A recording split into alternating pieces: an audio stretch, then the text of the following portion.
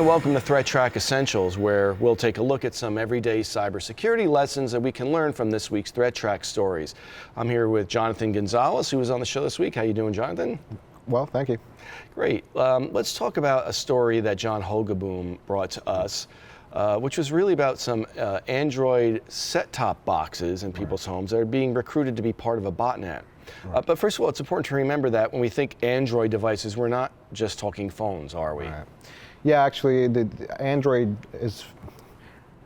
comes up in a lot of different devices, and in this case, it can be used in something like a set-top box, but you can see it in, some laptops that use Android-based operating system. So it's out there, right? Yes. Now, in this case, what was happening is that these devices were being recruited as part of a botnet. Right? Right. What do people use botnets for? So botnets are usually, depends on the botnet, it can be used to either, for example, just get more devices into the botnet so they can grow bigger, but it can be used, one big example is to do denial of service attacks on a particular person. So denial of service means that they'll use all these devices that they took over and just knock you down. Now this could... By sending like requests all at once to the website. Yeah, right. And a common use would be maybe gamers. Maybe someone is playing a game and they want to take down their adversary, and then they'll pay money to some company that then uses denial of service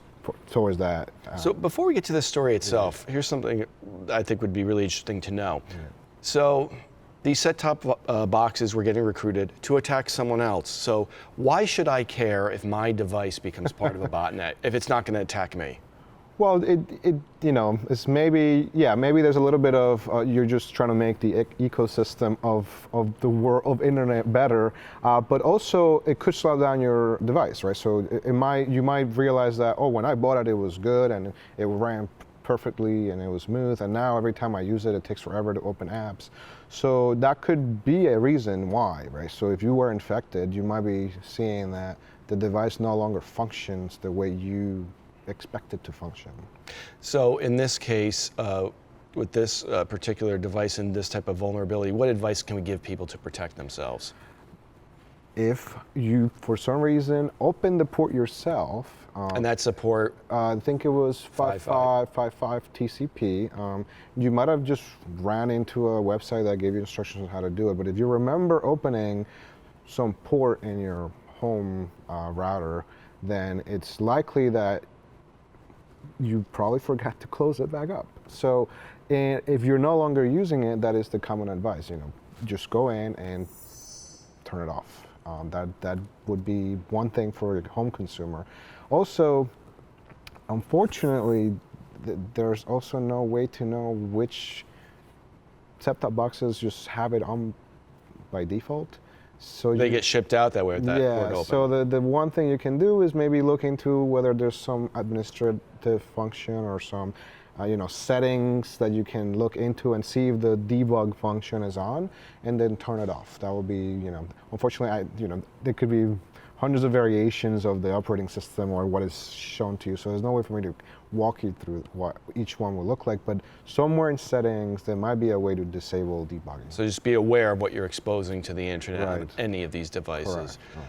So Tony Tortorici brought us a story about some exploits for iOS operating systems on a lot of different models of phones that were discovered, and they've been out there for quite some time. Tell me about that.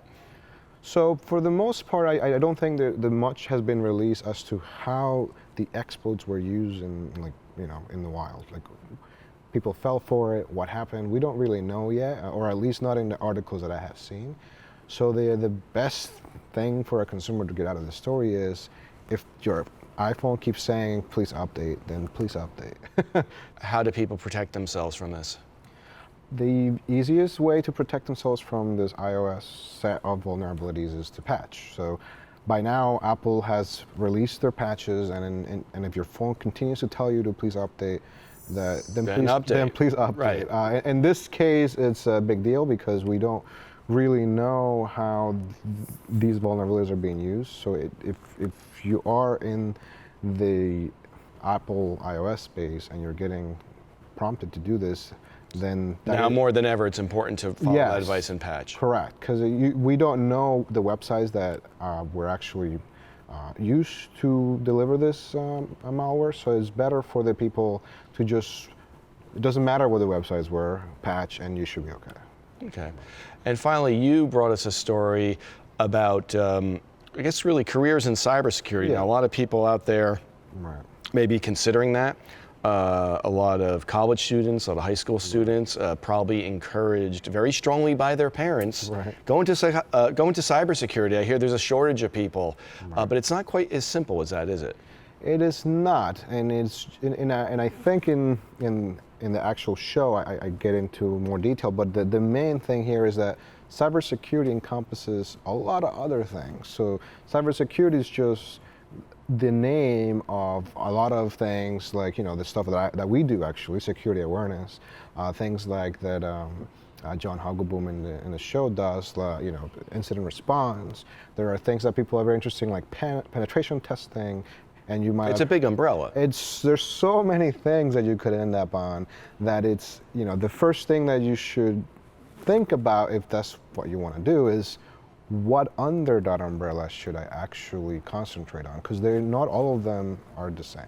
And the article also talked about how a lot of people who work now in cybersecurity originally had a deeper knowledge base in some other aspect of computers or networking and things like that. Yeah, so in general, specifically in cybersecurity, I think people tend to try to jump right into it, where there are some fundamentals that could be missing as part of just jumping right into it, such as just networking, just basic computer science understanding, or just some software development, understanding how, you know, vulnerabilities could arise.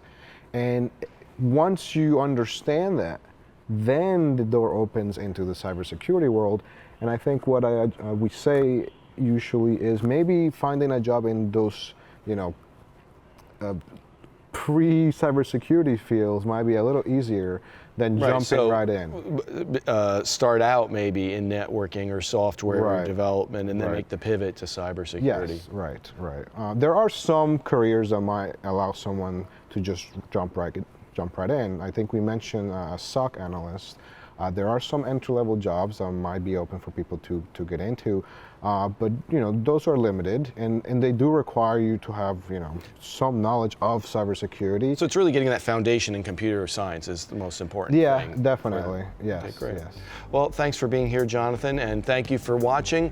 As always, if you want to take a deeper dive into any of these stories, you can click on the playlist below. We'll see you next time.